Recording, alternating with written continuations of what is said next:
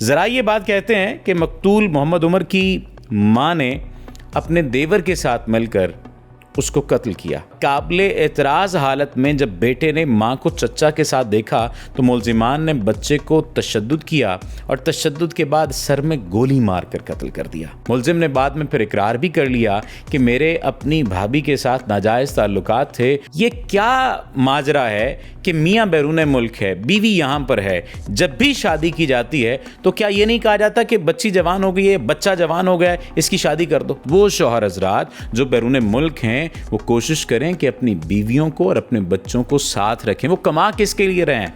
बीवी के लिए, बच्चों के लिए, और उन्हें साथ नहीं रख पा रहे। एक दिल दहला देने वाला वाकया पेश आया और ये वाकया आपके रोंगटे खड़े कर देगा।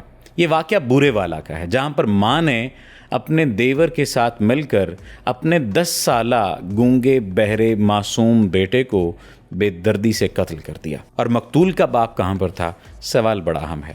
मकतूल का बाप रोजगार के सिलसिले में बैरून मुल्क मुकीम था। ज़रा ये बात कहते हैं कि मकतूल मोहम्मद उमर की मां ने अपने देवर के साथ मिलकर उसको कत्ल किया और मोहम्मद उमर की मां के अपने देवर के साथ नाजायज़ ताल्लुकात थे।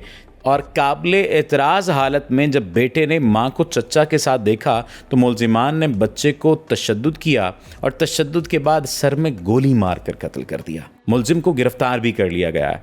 ये वाकया कहाँ का है? पहले थोड़ी सी डिटेल और फिर इसके मुहर्रकात पर जाते हैं कि ये वाकयात ऐसे पेश क्यों आ रहे होते हैं।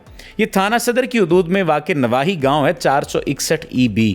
वहाँ पर चंद रोज़ कबल गली में खेलते हुए 10 साला मासूम बच्चे मोहम्मद उमर को पहले अगवा किया जाता है, फिर उसके मुकदमा जो है वो बच्चे के चच्चा की मुद्दत में ही दर्ज किया जाता है और अगले ही रोज़ उसकी लाश बरामद हो जाती है, जिसके जिस्म पर ज़ख्मों के निशानात होते हैं, खून के धब्बे होते हैं। और पुलिस लाश को जब कब्जे में लेती है और उसके बाद पोस्टमार्टम किया जाता है और फिर जाए वक़ुआ से शवाहिद इकट्ठे किए जाते हैं तो फिर पता ये चलता है कि उसका जो चच्चा है वही उसका कातिल निकला। मुलजिम ने बाद में फिर इकरार भी कर लिया कि मेरे अपनी भाभी के साथ नाजायज़ ताल्लुकात थे और एक दिन बच्चे ने हमें काबिल एतराज़ हालत में देख लिया। इस डर से कि ये बच्चा किसी को हमारे नाजायज़ ताल्लुकात से मुताल्लिक न बता दे तो उससे अगवा के बाद कत्ल कर दिया। पुलिस की जानिब से तफ्तीश अभी भी जारी है, लेकिन अब इसके हमारी सोशल लाइफ के ऊपर जो इम्पैक्ट है उसकी बात कर लेते हैं। बहसियत रिलेशनशिप कोच ऐसे कई वाक़यात सामने आते हैं। बच्चे और बच्चियां राब्ता कर रहे होते हैं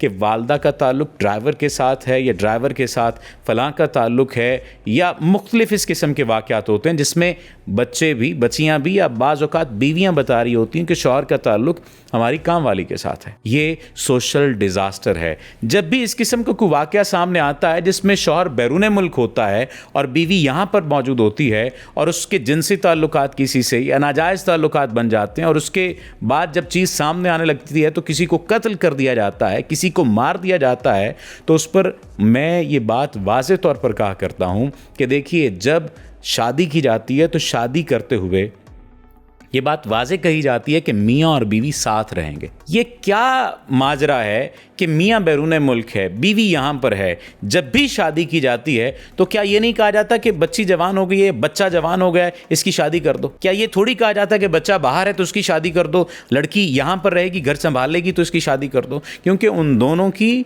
जज्बाती, जिस्मानी ज़रूरियात हैं, मुआशी मुआशरती ज़रूरियात हैं और उनको पूरा करने के लिए पार्टनर का साथ होना ज़रूरी है।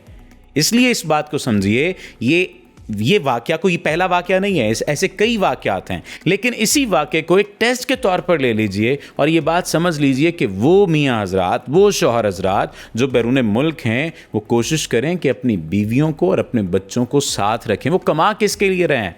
बीवी के लिए, बच्चों के लिए, और उन्हें साथ नहीं रख पा रहे। हत्तिल इम्कान ये इस बात की कोशिश करें कि वो अपनी बीवी बच्चों को साथ रखें। अगर ऐसा नहीं हो सकता तो महीने बाद या 2 माह बाद या 3 माह बाद कमोबेश वो अपने घर में चक्कर लगाते रहें, क्योंकि आपकी बीवी की ज़रूरियात हैं, आपके बच्चों की ज़रूरियात हैं और इन ज़रूरियात को पूरा करने के लिए आपकी मौजूदगी का होना बहुत ज़्यादा ज़रूरी है।